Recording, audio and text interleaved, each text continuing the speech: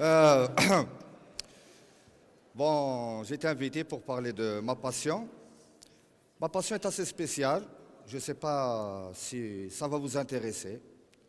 Je collectionne des allumettes déjà craquées. Je ne sais pas si vous avez déjà fait. Non, vous pouvez rire, hein, c'est une passion. Alors, j'ai des allumettes qui datent des années 60, mais c'est une passion, je les adore. Le craquement, l'odeur des allumettes, c'est tout un amour. Cette passion, je ne sais pas comment l'exprimer. Je ne sais pas si vous êtes collectionneur, non? Non, c'était pour rire, hein. Le métier que je fais, est assez spécial. Le métier que je fais, mais d'abord je vais vous raconter une anecdote. Un jour, un enfant se lève le matin et va voir ses parents. Sa mère est dans la cuisine. Il dit à sa mère, maman, maman, hier soir, un monsieur avec une grande barbe blanche, sur un grand cheval, qui volait, est venu taper à ma fenêtre. Sa mère, tout étonnée, lui dit, comment? Avec ma boule, tu es fou. Le lendemain, l'enfant retourne chez sa maman et lui dit, voilà, le vieux m'a emmené sur son grand cheval et on a fait tout le tour, on s'est baladé, les nuages. Et puis, la mère, qu'est-ce qu'elle fait? Elle attrape le père. Elle lui dit, ton fils, il n'est pas normal. Il l'emmène chez le psychiatre. Le psychiatre écoute l'enfant. Après, il appelle les parents. Il dit au père et à la mère, vous avez tué l'enfant qui est en lui. Parce que l'imagination est quelque chose qui nous vient de l'enfance. Et dans mon métier, j'ai de la chance de garder ce côté-là. J'ai la chance de rêver et de faire rêver les gens. Et grâce à ce métier-là, je peux me permettre de créer ce que je veux. Je peux me permettre de parler de magicien, de beaucoup de choses. Et d'ailleurs, c'est grâce à ce métier-là que j'ai pu rencontrer beaucoup de gens et voyager dans toute l'Algérie. Sinon, quand j'écris, c'est quelque chose qui est en moi. Quand j'écris des textes, il vient de l'intérieur. C'est toute la nostalgie de l'enfance qui ressort, à travers les couleurs, à travers le rire, à travers les histoires que me racontait ma mère. À l'époque, je me rappelle, on se mettait dans la cour, ma mère me cherchait les poux, et puis me racontait des histoires. Entre autres, ça m'a servi à quelque chose, d'être propre et d'avoir un patrimoine culturel. Avec le temps, j'ai vu que c'était passionnant. J'ai fait de ces histoires mon métier. Mon métier, bon, très difficile. Déjà, travailler pour les adultes, c'est difficile. Mais quand on s'exprime, quand on travaille pour les enfants, c'est encore plus difficile. Parce que les enfants ne peuvent pas tricher. C'est l'honnêteté qui est très très importante chez l'enfance. Il m'est arrivé de donner des spectacles. Par exemple, je suis en train de jouer avec mon binôme. Et puis à un moment donné, par exemple, mon binôme, et il me met quelque chose dans, par exemple, le jus magique, et là il met un poison. Il me met quelque chose pour que je perde la voix.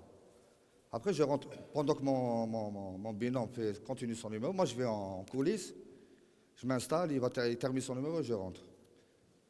Un jour j'étais comme ça, j'étais en coulisses, j'étais dans ma loge, en train de fumer une cigarette, il y avait mon copain dehors. Une petite fille, elle est venue me voir. Elle m'a dit, attention, il ne faut pas boire du sirop que va te donner le deuxième binôme qui est avec moi. C'est une satisfaction extraordinaire. C'est que j'arrive à faire passer la passion, à rentrer dans l'esprit des enfants. C'est quelque chose que les gens du commun ne peuvent pas connaître. Malgré que en majorité, quand ils parlent du métier que je fais, c'est pour insulter les gens. Espèce de clown. C'est péjoratif, c'est pour insulter. C'est vrai, je suis clown et je le fais depuis très longtemps. Je suis venu au clown, avant j'ai été marionnettiste, je suis venu au clown par hasard. Étant très timide, j'étais très timide quand j'étais jeune. Un jour, j'avais un spectacle dans une très grande salle. Le clown, c'est-à-dire l'ami qui devait faire le clown, a mis beaucoup de retard. Moi, je devais être caché derrière le castelet à faire de la marionnette. Et puis quand ça a tardé, le public commençait à crier comme ça, à hurler. Il vient le responsable de la salle, il vient me dire, où est ton clown? C'était impossible que je fasse le clown. Et par je crois, la pudeur, le hashma, par rapport à ce qui pouvait m'arriver, je me suis maquillé, j'ai mis la tenue de clown et je suis rentré. Depuis ce jour, c'est devenu une passion. Et peut-être c'est une deuxième personnalité qui est en moi. Quand je mets la tenue de clown et quand je me maquille, je suis tout à fait un autre personnage. C'est-à-dire je fais abstraction de tout ce qu'il y a autour. Je suis dans mon personnage, il y a le public enfant et il y a moi. Mais le plaisir, c'est pour moi. C'est vrai que je partage avec les enfants, mais moi, je trouve une satisfaction plus que les enfants. Je ne sais pas, c'est quelque chose qui est en moi et que j'aime beaucoup. Sinon, mon parcours de clown m'a emmené dans beaucoup de gens. Par exemple, la période des années 90, il m'appelle un bonhomme, il me dit voilà, il y a un spectacle dans un centre familial. Je dis ok, il vient me chercher avec une super voiture. On arrive, on se balade du côté d'une forêt comme ça, j'arrive dans le camp. Dès que j'arrive dans le camp, c'est tous des barbus. Je me suis retrouvé comme si c'était Kaboul. Tout le monde avec des barbus. Je dis oh, qu'est-ce qui se passe? J'ai dit, j'avais ma guitare, parce que moi je chante avec lui. J'ai dit, tire ma guitare, tire pas, je vais mettre une gondola. Comment je vais faire? Situation. Après, j'ai vu mon copain, il m'a dit, où tu nous as emmenés? Après, je lui ai dit, vous avez cherché après des clowns? Il m'a dit, quand on se... Oh, allez, c'est pas grave. Après, bon, j'ai dit, quand il m'a dit c'est pas grave, je me suis senti un peu... J'ai ouvert le cabas, j'avais des petites trompettes. J'ai dit, bon, pour le jeu des trompettes, il m'a dit, s'il vous plaît, Mizmar haram. Mizmar haram. J'ai dit, ça y est, ils ont dit... Bon, comment je vais faire? Comment je vais faire? Après, j'ai pour chercher ma guitare. Min fadlak. La guitare. Écoute, qu'est-ce qu'on va voir? J'ai eu peur de me maquiller, j'ai eu peur. Ah, j'ai dit, aïe. J'ai dit à mon copain, après on est rentré dans une grande salle comme ça. J'ai mis un peu de rouge. J'ai mis de la peinture. Je n'ai pas voulu mettre du rouge à lèvres, j'ai peur qu'il va penser à autre chose. Après de la peinture, j'ai mis de la peinture. Il y avait une salle, il y avait une partie comme ça, il y avait un rideau. Là, il y avait les gosses. Là, il y avait les pères bien. Hein? Et puis, j'entendais des femmes derrière un rideau. Alors, comment on va faire? Les enfants commençaient le clown. Bon, le clown en arabe se dit muharrij. Ça, j'aime pas beaucoup. Ça, chahuteur, alors que c'est de là. Qu'est-ce qu'on va faire? Mon copain il m'attend. Il y avait à l'époque une chanson qui était célèbre, que c'était repris dans les mosquées, ça, Ya Taïba. J'ai pris le micro, j'ai commencé à taper sur le micro. Ya Taïba. Puis ça a commencé à chanter avec moi, j'ai respiré. Quoi, à l'époque, je passais à la télé. Hein. Après, j'ai dit qu'il n'y avait plus rien, on ne pouvait plus rien faire. J'ai chanté ma chanson, qui était une chanson spéciale pour mon personnage, c'était Momo. C'était Ana Huwa Momo. Puis, voilà. Vous connaissez pas la chanson? Moi, je disais Ana Huwa Momo. Voilà. Quand j'ai entendu le la, je me suis senti... ça y est. Le la que j'ai entendu, ce n'était pas le la des enfants, c'était le la des femmes.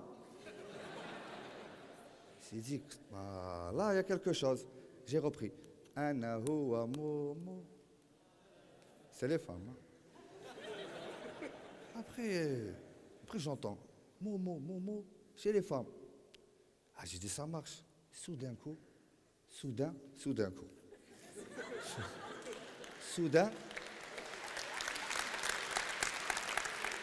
Le rideau s'est ouvert par magie et j'ai vu les femmes des barbus. Oui. Ce que j'ai pu voir, sinon. Ils avaient les yeux pétillants. J'ai repris la chanson. Un an. Après, ça y est. L'étonnant dans l'histoire, c'est qu'à la fin, les femmes de barbus me tenaient le bras et prenaient des photos avec moi. Il y a deux trucs. Soit je n'étais pas considéré comme un homme, que j'étais clown. Eh, pas normal. La guitare, le mizmar, il n'a pas voulu. Mais prendre une photo avec sa femme, c'était normal. Voilà.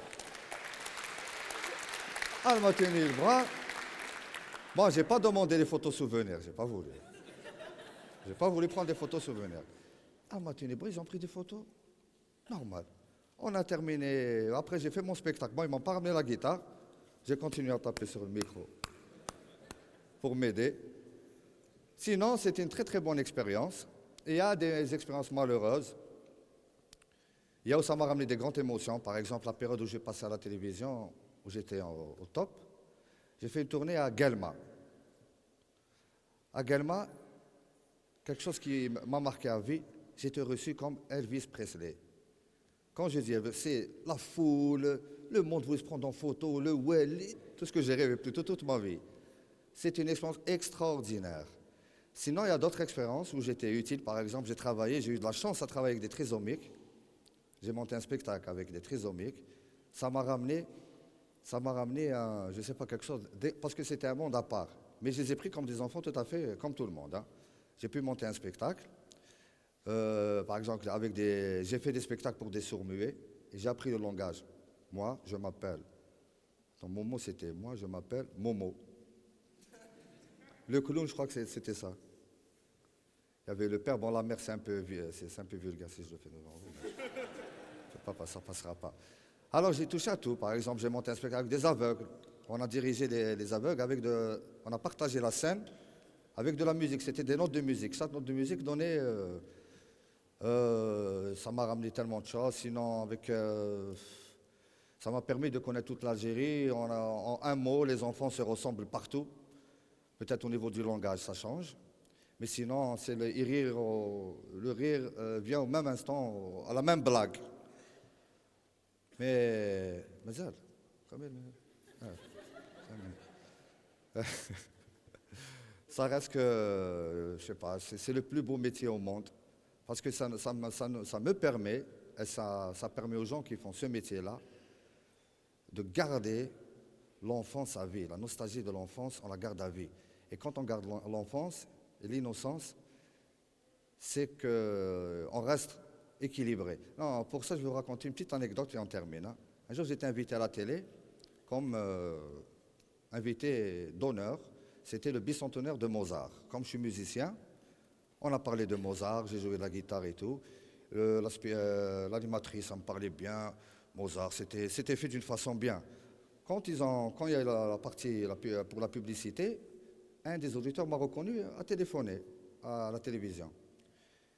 Bon, après ils ont dit, ah ben je connais, c'est Momo. Deuxième partie, quand elle a repris l'antenne, ce qui m'a touché, c'est qu'au début elle me parlait bien, mais dès qu'elle a su que j'étais un clown, elle me parlait comme un gosse. Les enfants. Et moi j'étais en train de, après Mozart,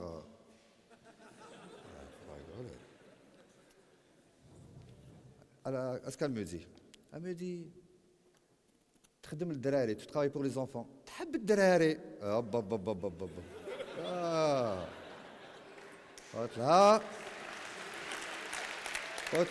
Je lui ai dit, madame, les gens qui travaillent pour les enfants, ça ne veut pas dire qu'ils aiment les enfants. Quant à ceux qui travaillent pour les adultes, ils peuvent aimer les adultes. Mais quand on travaille pour les enfants, on aime le monde des enfants, la création de l'enfant. Ça n'a rien à voir entre travailler pour les enfants et aimer les enfants. Moi, j'aime le travail pour enfants parce que je suis resté enfant. Et j'espère que vous pouvez essayer un jour. Ça coûte rien, un petit nez rouge. Moi, j'ai un grand nez, je n'ai pas besoin de mettre... il suffit de mettre pas avec de la peinture. Hein. Bon, c'est fait, il faut faire avec les enfants, les faire rêver, leur raconter une histoire. Et vous verrez, le truc le plus important, c'est le pétillement qui existe dans leurs yeux. La concentration quand vous racontez, bon, même si on ne sait pas raconter, c'est de capter l'attention. Et ça, c'est extraordinaire. Voilà, merci. Je vous remercie.